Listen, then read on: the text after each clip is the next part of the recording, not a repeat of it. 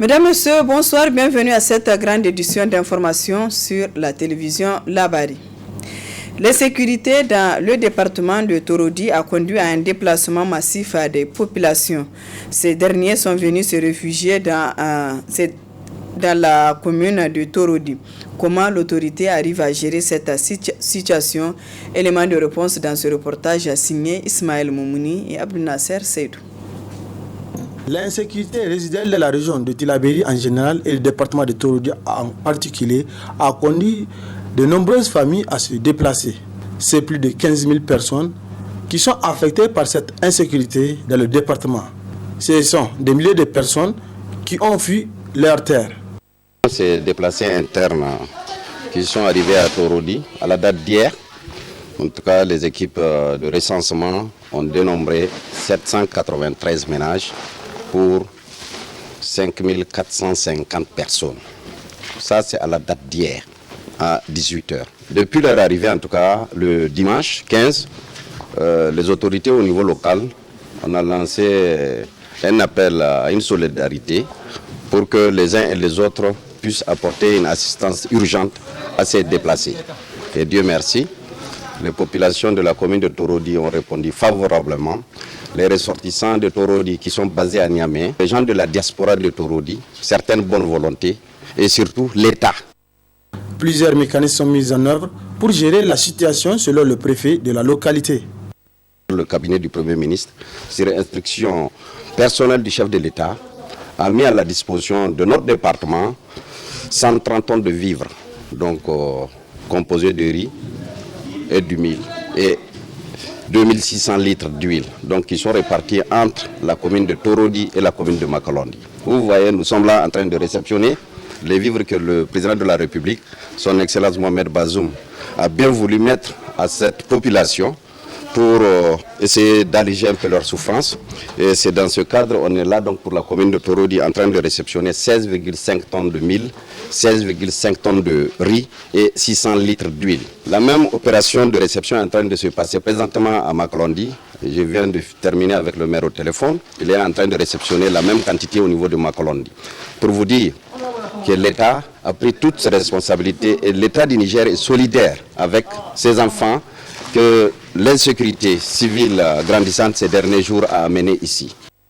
Conscient de l'attachement des villageois à leur terre, l'autorité administrative rassure ses déplacés que l'État usera de tous les moyens pour les ramener dans leur village tout en leur assurant la sécurité.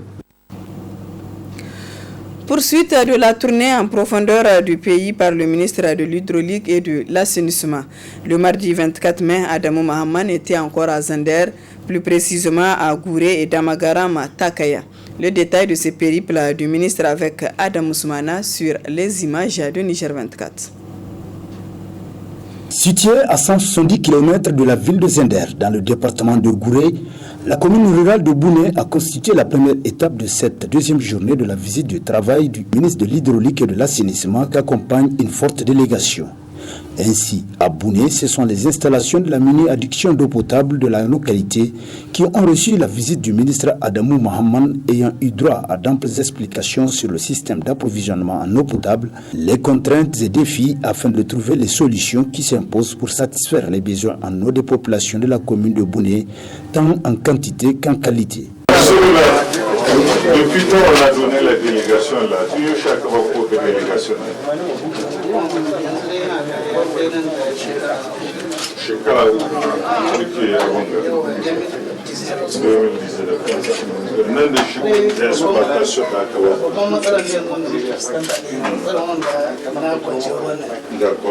Généralement, supposons maintenant la question de donner soit prise en cas pour régler définitivement que l'eau en quantité qui peut suivre tout le monde. Comment on fait avec des privés comme ça? Jusqu'à des privés qui vendent en même temps, il y a un dispositif de la mairie qui est là à côté. En route pour Damagaram Takaya, l'infatigable ministre Adamou Mahaman a visité un grand réservoir d'eau autonome dans la commune rurale de Guidigir.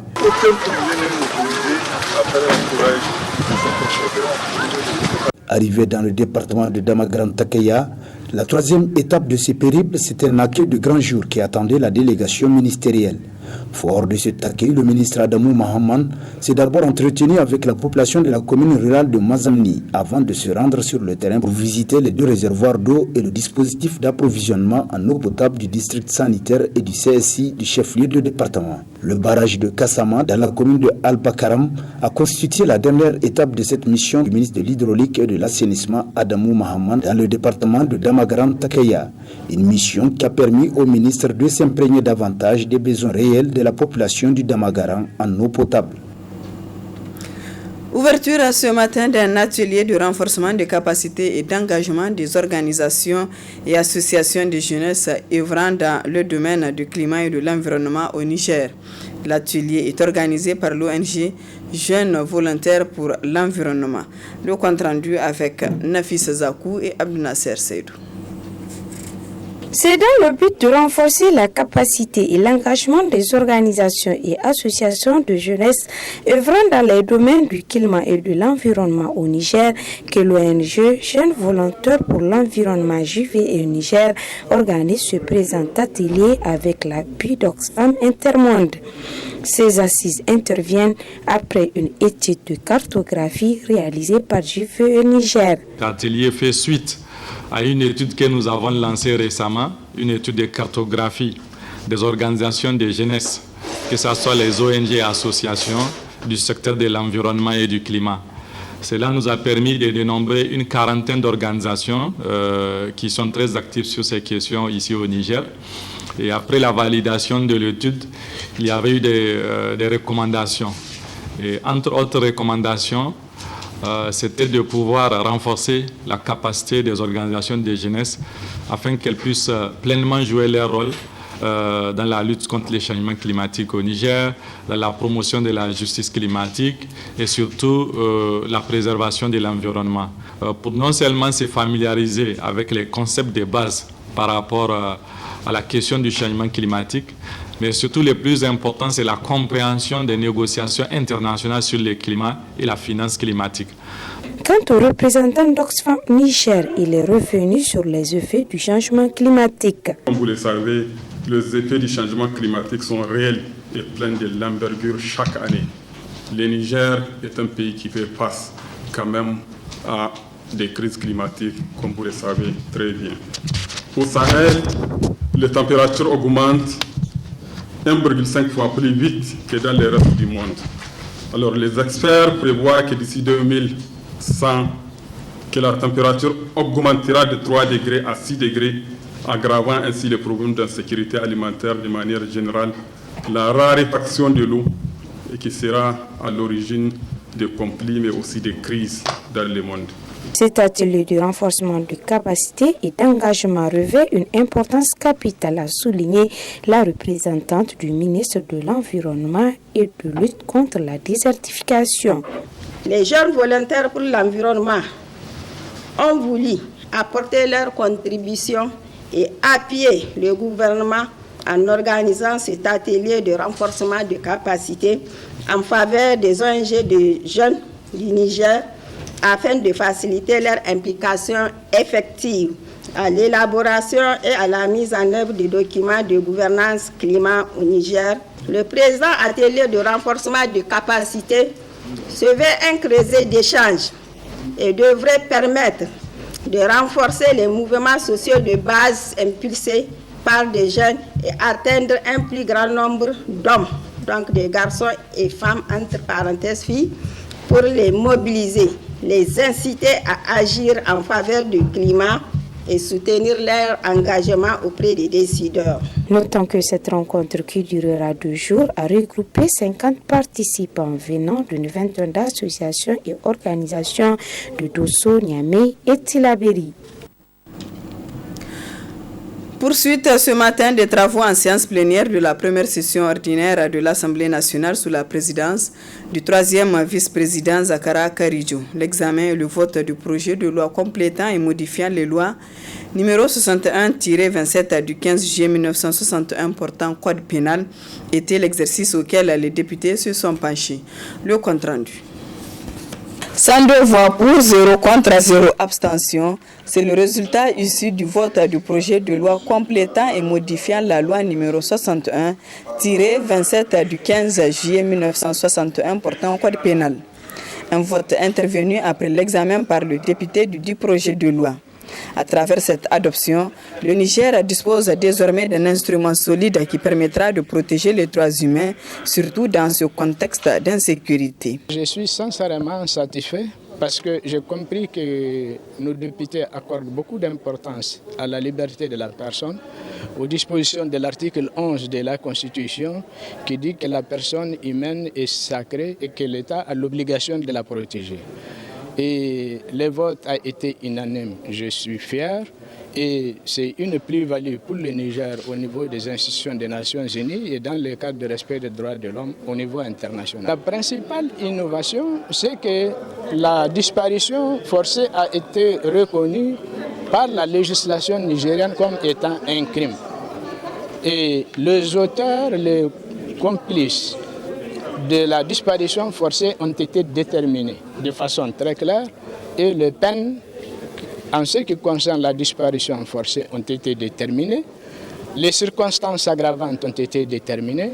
Voilà l'ensemble des éléments dont nous disposons aujourd'hui et qui seront intégrés au code pénal pour pouvoir poursuivre et punir les auteurs des infractions de disparition forcée. Mais ce qu'il faut retenir, c'est que tel que ça a été défini, la disparition forcée concerne à la fois les agents du service public comme des personnes qui agissent à leur propre compte. Et d'ailleurs, quand vous lisez les dispositions de la loi, ça concerne beaucoup plus les agents de l'État qui sont ou en mission ou commandés et qui se seraient rendus coupables d'une disparition forcée. Voilà l'innovation.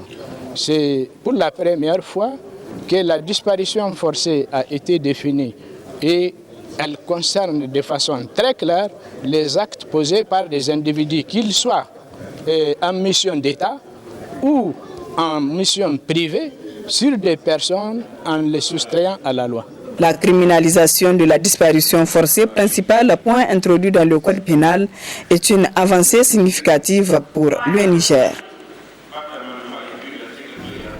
Parlons de l'éducation à présent. Le bac sportif qui a débuté hier sur l'ensemble du territoire national se déroule normalement. Toutes les dispositions sont prises pour la bonne tenue des épreuves écrites selon le directeur général de l'Office du baccalauréat, des équivalences et des examens au concours du supérieur OBEX, le professeur Munkaila Abdou Serki, que je vous propose de suivre un extrait. Le message que j'ai, c'est vraiment un message, un appel à l'honnêteté. Il faut être honnête dans tout ce qu'on fait. C'est le cas pour les candidats, pour leurs parents, pour les correcteurs, pour les présidents des jurys, pour les membres du secrétariat, pour la direction générale de l'OBEX, pour l'ensemble des acteurs. Il faut être honnête. Le candidat ne doit compter que sur son seul travail. Seul le travail paye.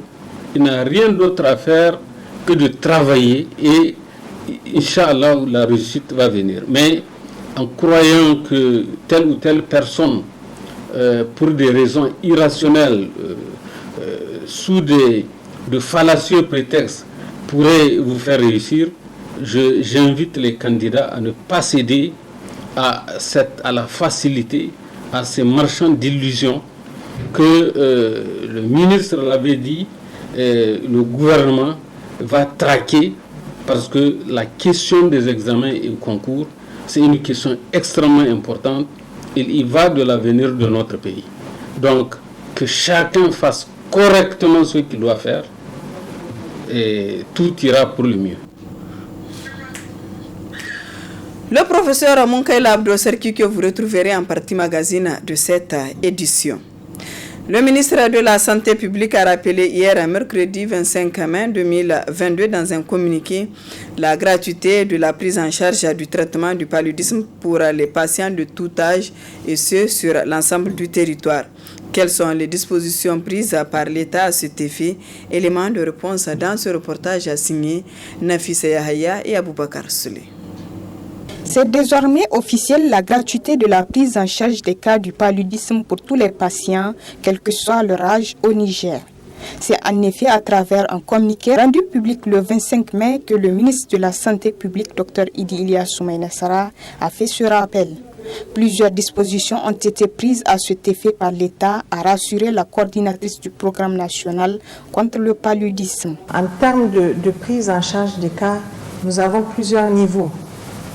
Alors lorsque vous prenez les relais communautaires qui prennent en charge donc les patients de moins de 5 ans qui sont dans des villages éloignés des formations sanitaires, nous mettons à leur disposition ce que nous appelons tests de dépistage rapide, que voici, et médicaments pour la prise en charge des cas simples, que voici. Et ces médicaments permettent donc de prendre en charge les enfants de moins de 5 ans. Donc en cas de positivité du test, que voici, qui est réalisé par le relais communautaire, gratuitement, le relais remet donc au patient les médicaments en fonction de son poids et de son âge. Et ces médicaments, encore une fois, sont gratuits. Ça, c'est pour les relais communautaires.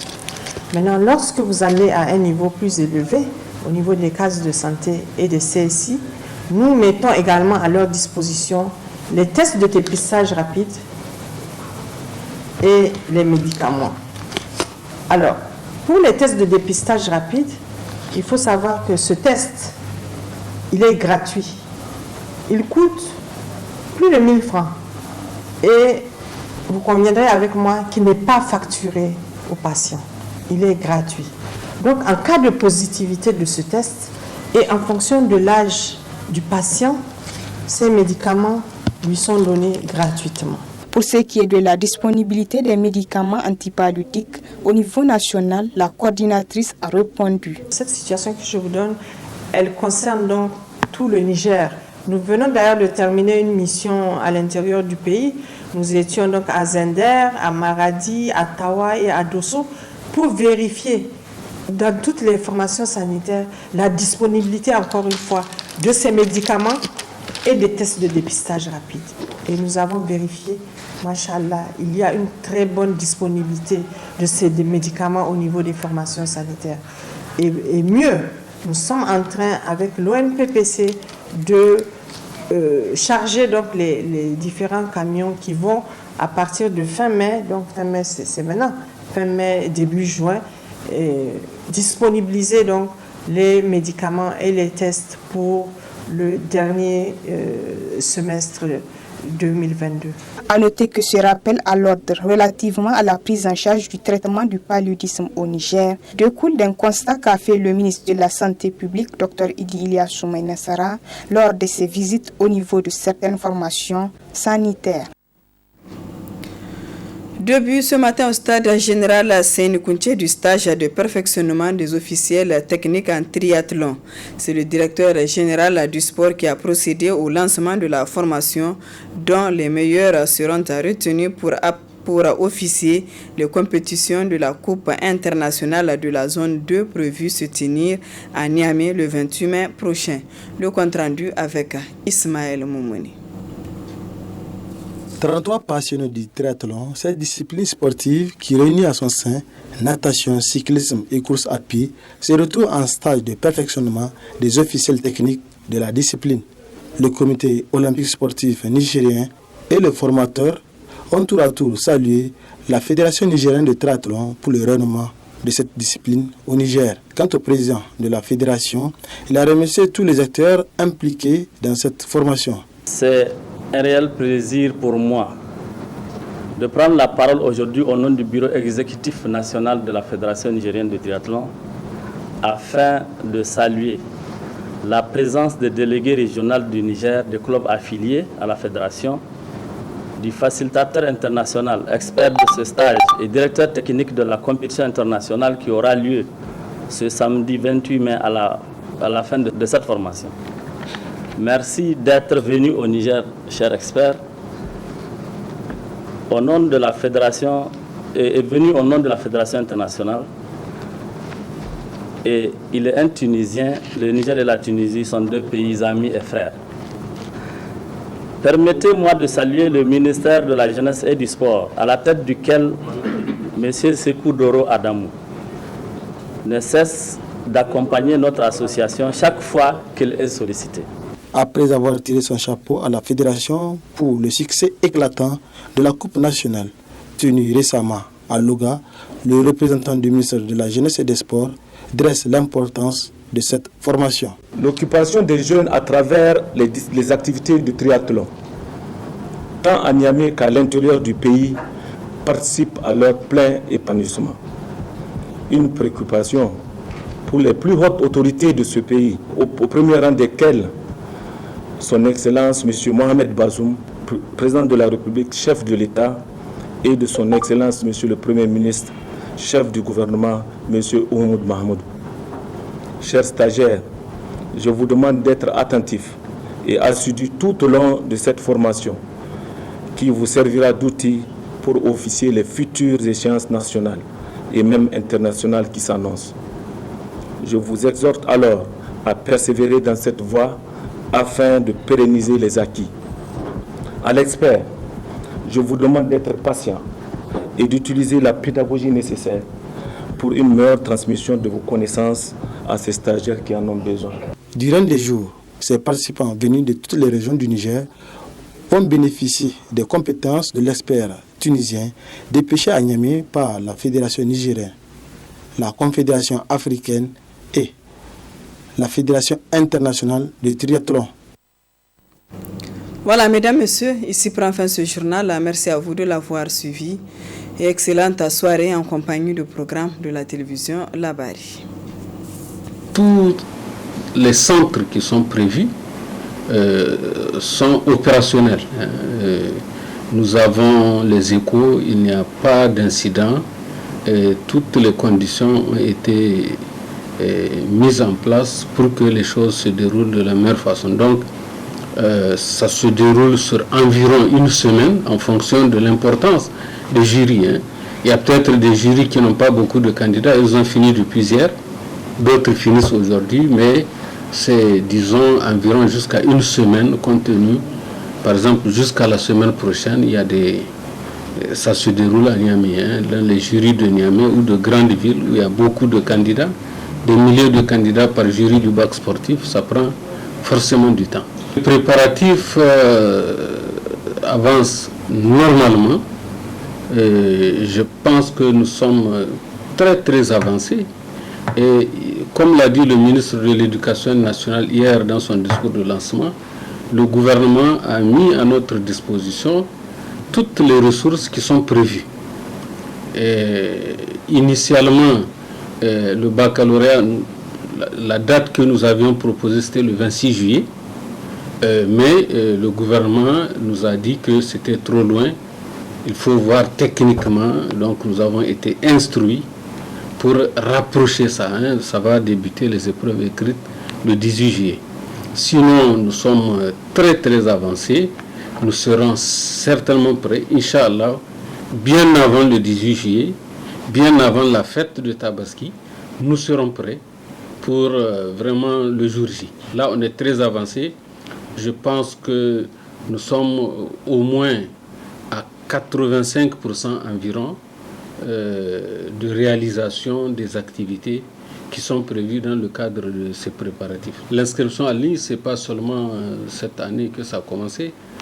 Comme vous le savez, c'est à partir de la session 2021 que les choses ont débuté. Il y a eu une inscription en ligne qui nous a permis de maîtriser les effectifs. À la seconde près, je peux vous dire combien de candidats nous avons avec tous les détails, toutes les statistiques, ce qui n'était pas le cas par le passé.